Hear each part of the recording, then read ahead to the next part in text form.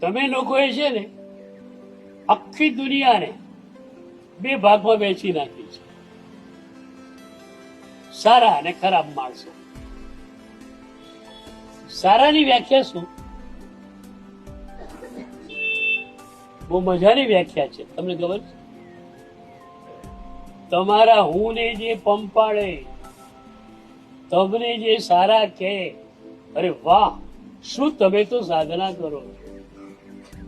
તમારા હું ને જે ઉચ્ચકે એ તમને સારા લાગે છે, તમારા હું ને ખોતરે એ તમને ખરાબ લાગે. ત્યાં તો આવું છે. આપણે અહીંયા શું છે? અહીંયા શું છે?